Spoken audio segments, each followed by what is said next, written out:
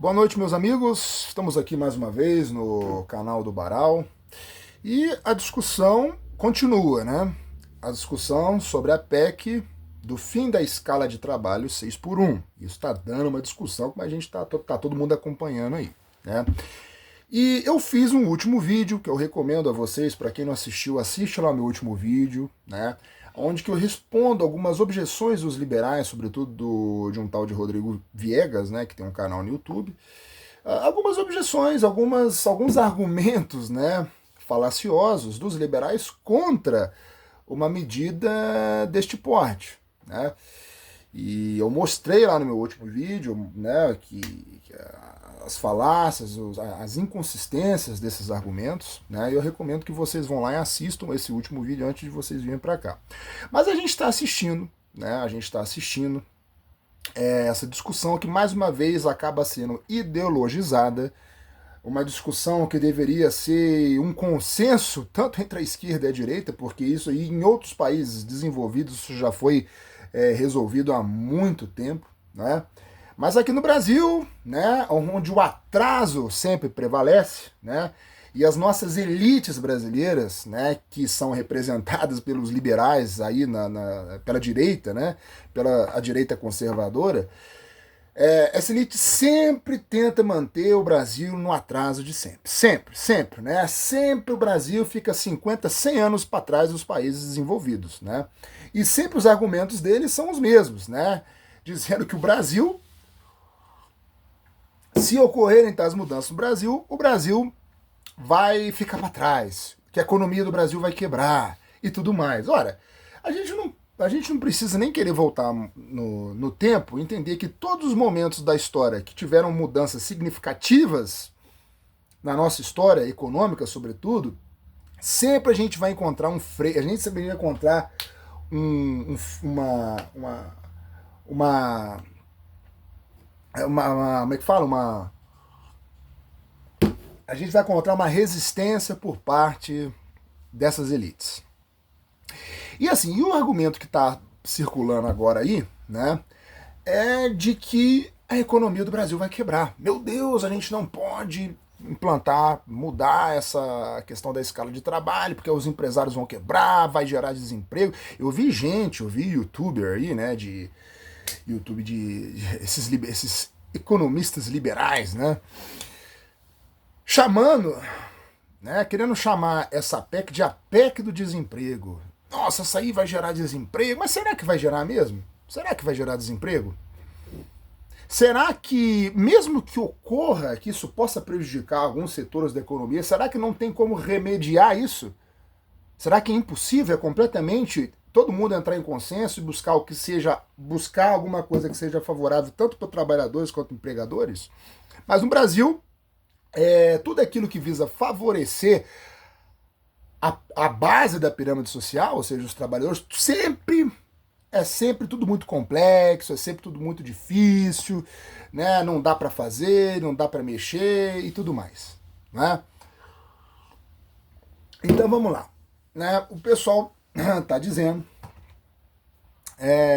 aí que a economia do Brasil vai quebrar, que vai gerar desemprego, porque a economia do Brasil é improdutiva e não suporta, né, ter uma redução na jornada de trabalho, nos dias de trabalho, horas de trabalho, enfim. Será que isso é verdade? Pessoal, por isso que eu recomendo para vocês, assistam o meu último vídeo, que lá eu vou explicar direitinho o conceito de Marx, da teoria da mais-valia, mostrando que tem dois tipos de mais-valia, a mais-valia absoluta e a relativa. E como o entendimento da teoria da mais-valia do Marx mostra muito bem, de forma clara, que produtividade não tem absolutamente nada que ver com horas de trabalho. Não tem nada, não tem absolutamente nada que ver. Lucratividade tem a ver com hora e intensidade de trabalho, que são duas coisas que dentro da estrutura, dentro do processo de trabalho capitalista, caminham juntas. O capitalista precisa dessas duas coisas para se ter o maior lucro. Então não tem absolutamente nada que ver dizendo que se diminuir os dias de trabalho ou a jornada de trabalho semanal, diária que seja, que isso vai se diminuir a produtividade. Isso é uma mentira. Mas para você entender isso, por favor, vá lá no meu último vídeo e vê aonde que eu explico o conceito de mais-valia absoluta e relativa.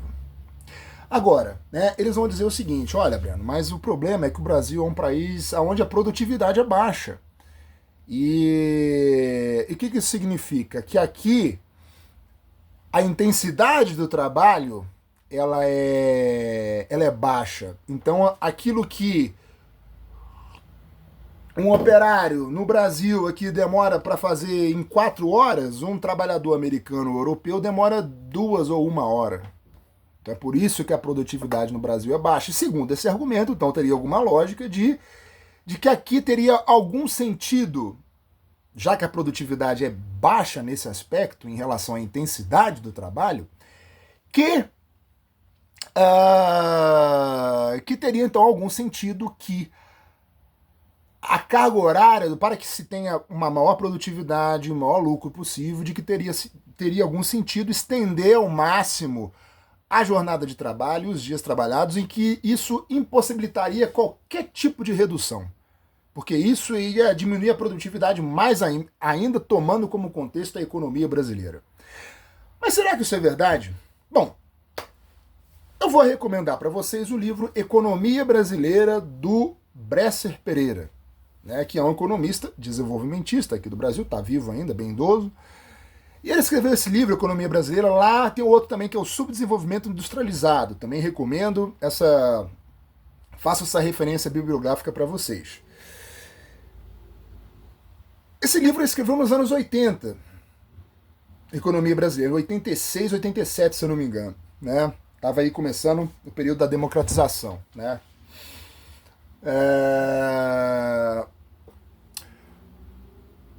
O Brasil, naquela época, nos anos 80, o Brasil ainda era muito mais industrializado do que hoje, e foi justamente naquela época, anos 80 e começo ali dos 90, depois sobretudo dos anos 90, que o Brasil entrou num processo total de desindustrialização. Em consequência disso, a economia industrial, que antes tinha um peso, tinha um papel significativo no PIB brasileiro, vai acabar se tornando o setor mais reduzido da economia brasileira. Ao passo que o setor de serviços e o agronegócio vão tomar, mais uma vez na história do Brasil, né, agora com a inclusão do setor de serviços, a predominância na economia brasileira. Então o Brasil hoje depende, a nível, sobretudo, do PIB, das exportações de commodities do agronegócio, e a economia interna que circula depende do setor de serviços. O resto a gente tem que importar tudo que é industrializado, insumos, qualquer coisa. E segundo o Bresser Pereira, né, então hoje a gente tem essa realidade, e isso também vai ser uma das causas determinantes da baixa produtividade brasileira,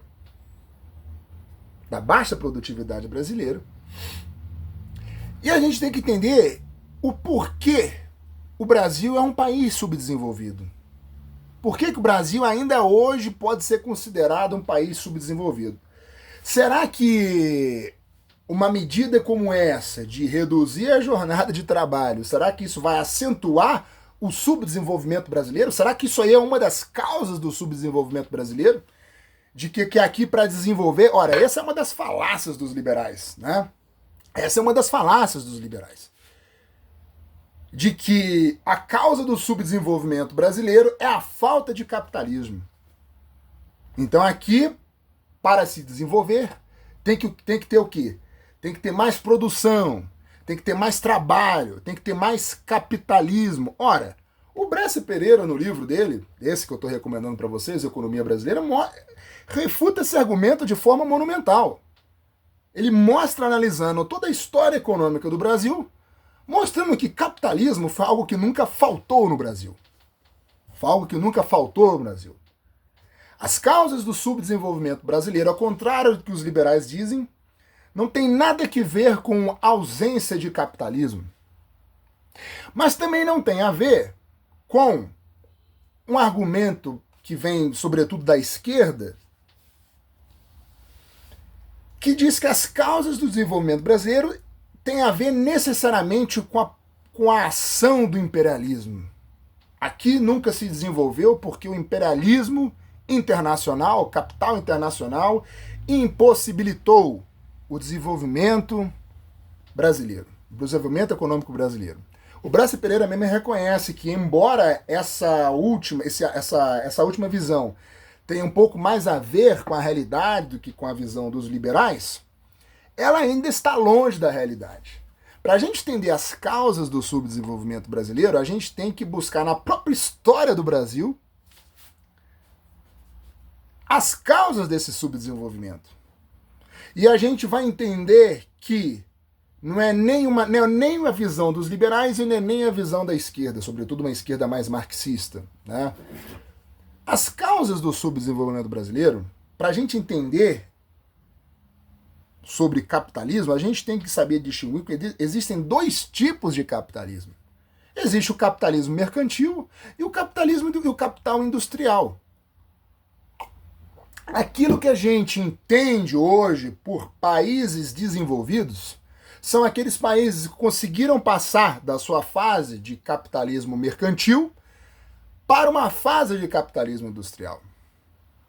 E foi justamente isso que aconteceu que não aconteceu no Brasil, melhor dizendo. Porque aqui nós tivemos duas fases de ascensão de um capital industrial. Nós tivemos lá, depois entre a Primeira e a Segunda Guerra Mundial, porque a Europa lá estava, até antes disso, o Brasil tinha que importar tudo, né? O Brasil era dependia do setor agroexportador, então qualquer coisa manufaturada tinha que se importar de fora, sobretudo da Inglaterra, foi assim no século XIX, né? E depois da Primeira, e até depois da Segunda Guerra Mundial, que a Europa ficou devastada e as indústrias, todo o aparato industrial europeu caiu em declínio, o Brasil teve que começar a se virar, e isso fomentou, né, um desenvolvimento no capitalismo industrial aqui, que neste primeiro momento ainda está muito atrelado a bens de consumos primários, né? E esse capitalismo, esse capitalismo industrial aqui que começa a surgir no Brasil, ele ainda é muito ligado, ele ainda depende muito da ação dos imigrantes que vieram para cá, sobretudo italianos, alemães. Depois a gente tem, né, acentuando esse processo para atender essa indústria nascente brasileira, que ela precisa de matéria-prima, ela precisa de bens primários para se gerar uma produção. Então é necessário então criar uma indústria de base, e aí isso vai acontecer na década de 30 pela uma ação do Estado, com Getúlio, né, que vai criar uma indústria de base, aqui no Brasil. Então onde que vai surgir a CSN. Depois, lá na década de 50, vai surgir a Petrobras, a Vale, mineradora, e por aí vai, né? E aí depois nós temos uma outra fase lá na década de 50, que aí é que o Brasil entra na sua fase de subdesenvolvimento industrializado. Porque nós temos agora uma entrada do capital internacional aqui no Brasil, né, com as grandes montadoras, as multinacionais que vão entrar aqui no Brasil. E o Brasil vai ter um parque industrial desenvolvido, mas essa indústria que está se implantando aqui no Brasil não são de capitalistas brasileiros, mas é do capital internacional, de modo que a gente fica dependendo deles o nosso processo de industrialização. E por que nós ficamos, então, com uma economia dependente? Porque a gente acaba dependendo, né, do capital internacional. Foi o que aconteceu, por exemplo, agora recentemente, que a Ford quis tirar a sua indústria do Brasil e o Brasil ficou. Isso gerou desemprego, então a gente ficou dependendo de um capital industrial de fora, porque o Brasil não desenvolveu o seu próprio capital industrial. Muito pelo contrário, o Brasil destruiu. Né? Nós tínhamos no começo, nos anos 80, nós tínhamos, estava se desenvolvendo uma indústria de computadores. Hoje o Brasil, embora tenha positivo, né, mas todo os seus insumos ali, todo o seu material ali, vem de fora, compra da China, é só monta aqui. Né? Nós tínhamos a Gurgel, tinha acho que o carro presidente nos anos 70, mas a gente teve a Gurgel, que era uma tentativa, foi uma tentativa, né, acho que do Rodrigo Amaral Gurgel, de construir uma montadora nacional brasileira. Derrubaram um cara, fizeram de tudo para quebrar a Gurgel, e hoje só tem as montadoras de fora. Então o Brasil depende, né, todos os empregos no setor industrial, tudo depende de fora. De fora depende do capital internacional. De modo que o Brasil ficou com uma economia subdesenvolvida e dependente de um capital internacional. Não desenvolveu o seu parque industrial. Mas por que será que o Brasil não desenvolveu o seu parque industrial? Por que o Brasil ficou para trás no seu processo de industrialização? Aí é que nós vamos entender as causas do subdesenvolvimento brasileiro. Tem muito mais a ver com as nossas circunstâncias internas, que decorrem, acho que 90% da ação das nossas elites, que sempre impossibilitaram, inviabilizaram, tentaram fazer de tudo para que isso aqui não fosse para frente, para que isso aqui não desenvolvesse, por exemplo, um capitalismo industrial. E sabendo que o Estado, na maior parte das vezes, é representante dessa elite. Quer ver um exemplo? Qual é a elite burguesa do Brasil? Hoje nós temos o agronegócio. O Estado brasileiro não é um representante dessa elite? Ah, Breno, isso não tem nada a ver. Claro que tem. Claro que tem. O Estado não concede benefícios.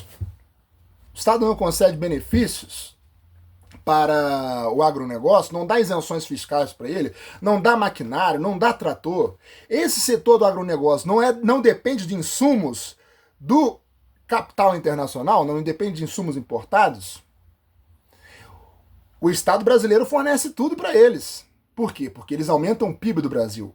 Você acha que é do interesse dessa elite que o Brasil se desenvolva, que haja uma transferência, e também do setor de serviços, hein? É só pegar o caso das varejistas. Como eles também têm, a gente viu, por exemplo, o caso da taxação da Shine. Essa lei foi feita para quê? Foi para atender os interesses dos varejistas.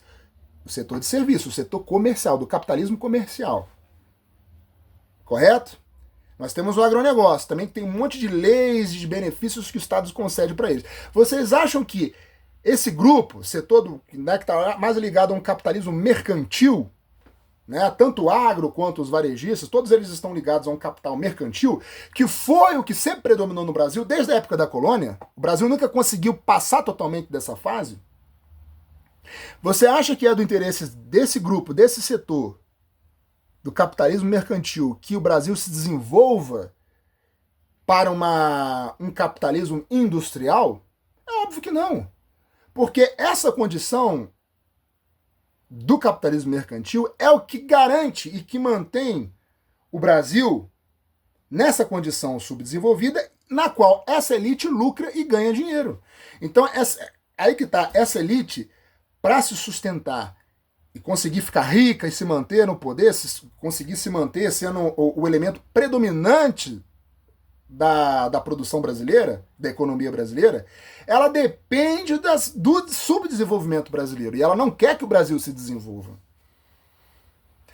E quando a gente está falando de produtividade, a gente está falando necessariamente de capitalismo industrial. Capitalismo industrial. O que aumentaria a produtividade no Brasil?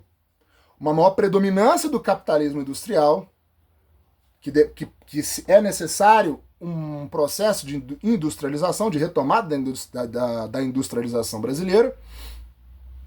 É necessário um maquinário mais avançado, é necessário tecnologia de ponta que o Brasil tem que importar da China, porque não produz aqui. Tudo isso é o que vai refletir numa maior produtividade. Mas o Brasil não tem essa produtividade porque não tem esse aparato de um capital industrial, porque existem certas causas, consequências, aliás, existem certos fatores na nossa economia que impedem esse processo de industrialização, que impedem uma industrialização que vai produzir uma tecnologia de ponta, que vai criar um maquinário mais desenvolvido, mais potente, que vai se produzir mais em menos tempo. Enfim, o Brasil não tem nada disso, depende tudo de fora. Ou então fica, justamente porque custa caro, tem que importar, fica preso a técnicas rudimentares de produção. E aí, obviamente, se você for comparar com países capitalistas desenvolvidos, que têm produz todos os seus insumos, etc., é claro que a nossa produção vai ser muito mais baixa em relação a eles. É óbvio. Mas isso não tem nada que ver. Isso não tem nada que ver com redução da jornada de trabalho. O Brasil pode aumentar, o Brasil pode acabar. Presta atenção no que eu estou falando. O Brasil hoje pode acabar, abolir as leis trabalhistas que determinam, para quem é CLT, que o sujeito tem que ficar no máximo 8 horas por dia. Se hoje acabasse essa lei, se acabasse, e agora o sujeito pode trabalhar, vai trabalhar quanto tempo o patrão determinar. Se vai ficar 12, 14, 16 horas por dia, não interessa. Agora é o patrão que vai determinar o horário. Se isso acontecesse no Brasil hoje, ou seja, se fosse justamente o contrário do que estão querendo fazer agora, que é reduzir, ainda assim o Brasil se manteria na sua condição subdesenvolvido. Isso não teria e não iria também, por sua vez, aumentar a produtividade do Brasil, porque isso não tem nada a ver. Tá compreendendo o que eu tô falando? E é isso que esse pessoal liberal, esse pessoal da direita, não quer entender e não quer que o povo saiba.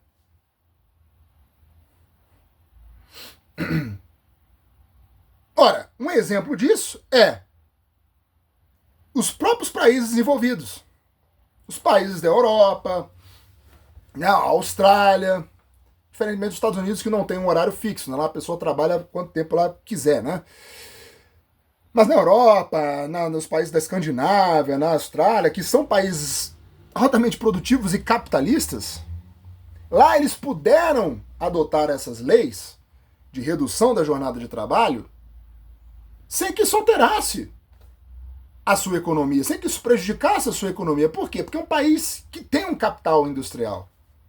São países capitalistas desenvolvidos. Então o que o Brasil precisa é desenvolver o capitalismo industrial, desenvolver a sua industrialização.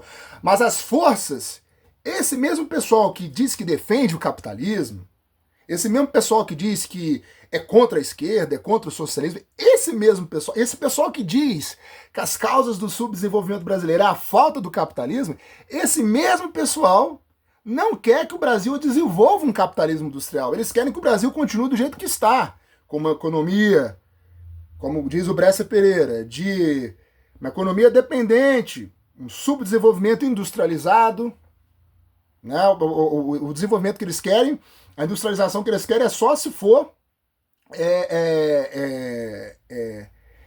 dependente de um capital internacional. Não querem mover uma palha para desenvolver uma indústria brasileira, de fato brasileira, que produza tecnologia de ponta, que produza, enfim, nada. Esse mesmo pessoal é contra esse processo de industrialização no Brasil. E ficam dizendo por aí que defende o capitalismo, que o resto é tudo socialismo, que não sei o que lá. Então, pessoal, a gente tem que entender isso, tá? Pra gente não cair nas falácias desse pessoal. A gente não pode, né? E, bom, o que eu tinha para dizer era isso, né? E, pessoal, é claro que, né, eu acho que uma lei como essa, a gente sabe que, eu até falei isso no último vídeo, Diferentemente da esquerda, que também quer fazer tudo na base da canetada, sempre pensando só no interesse do trabalhador. É claro que a pessoa, o cara ali que é um pequeno empregador, a pequena e média empresa, né?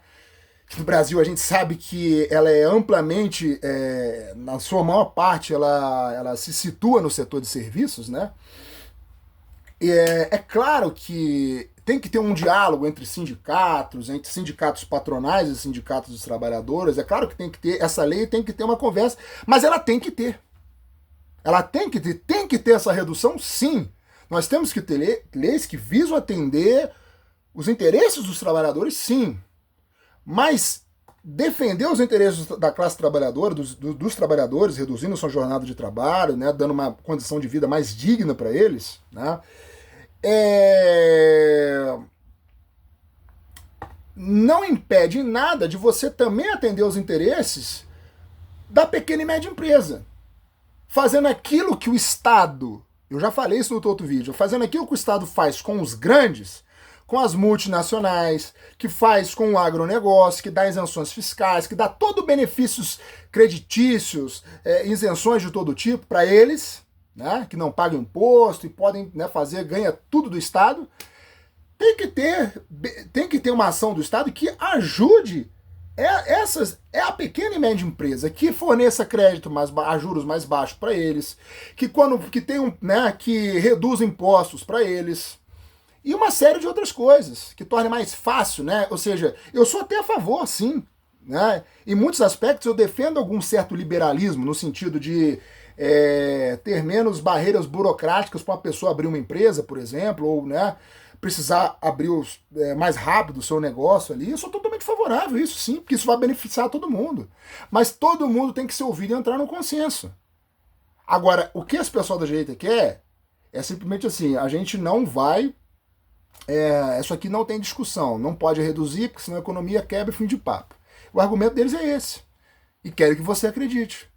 E sempre foi assim, né? O pessoal é sempre assim, eu vi um cara chamou lá, um desses youtubers liberais, falou que quis chamar isso aí, né, pejorativamente de a PEC do desemprego. Ora, eu tenho certeza que se o pessoal tivesse lá na época da escravidão, na época da Lei Áurea, né, que a princesa Isabel assinou lá, esse pessoal tem certeza que se tivesse naquela época, eles iam falar, olha, você que é escravo, né? É sempre assim, né? Eu sempre usando esse discurso para aquele que é a vítima, sempre, né, mostrando que a lei que está visando beneficiar ele, na verdade, vai prejudicá-lo. Então é como se eles estivessem lá naquela época, eles iam chegar para o escravo e falar assim, ó, você que é escravo aí, isso aí vai quebrar a economia brasileira. O Brasil depende das fazendas que produzem café para fora. Então, nossa, você aí que diz que vai acabar, estão dizendo que vai acabar a escravidão, que você vai ficar livre, você vai ficar desempregado, você vai ficar fudido. Então é melhor você ficar na fazenda tomando chicotado no lombo mesmo, que vai ser melhor para você. Eu tenho certeza, se o pessoal tivesse naquela época, eles iam falar exatamente isso. Exatamente isso. Exatamente. Tá claro isso aí? E... Pessoal, eu ia falar mais uma coisa... mas eu tô esquecendo aqui, às vezes dá um branco na cabeça. Agora eu não vou lembrar. Porra, eu ia falar mais alguma coisa, mas eu acabo que eu esqueci aqui. Mas é isso, pessoal. Eu acho que, né, a gente tem que... sim, lembrei, né? E muita gente da direita, esse pessoal que diz que é conservador, né? Eu acho engraçado, né, a contradição desse pessoal, porque esse pessoal diz que defende a família. Né? Nós somos defensores da família. Mas quando surgem leis, né, quando tentam propor leis que vão beneficiar as famílias das classes mais pobres, dos trabalhadores, aí esse pessoal é contra.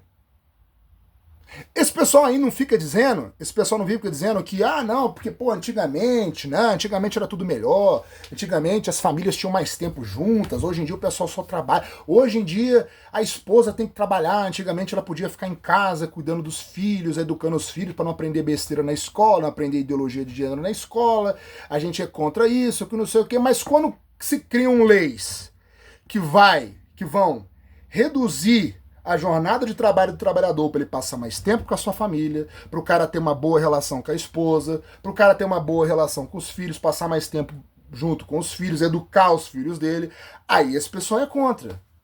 Ou seja, tudo aquilo que vai melhorar as condições da vida familiar. Porque o cara que trabalha 6x1, pô, o cara trabalha 6 dias na semana, no dia de descanso o cara só vai querer dormir. Como é que fica a relação com a esposa? Como é que fica a relação com os filhos? Não tem, né? Não tem. Aí esse pessoal se coloca... Esse pessoal que fala que é conservador de direita vai contra. Porque os interesses dos empresários vêm em primeiro lugar. Os interesses do capital vêm em primeiro lugar. Então é um bando de gente hipócrita.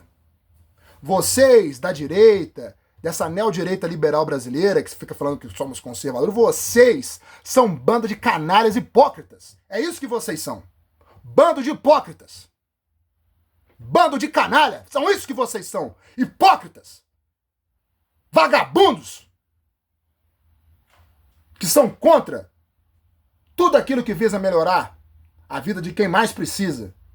E sempre vão se colocando como serviçais daqueles que têm um poder. É dessa gente que vocês representam os interesses. Eu já estou de por aqui com vocês. Bom, pessoal, é isso aí.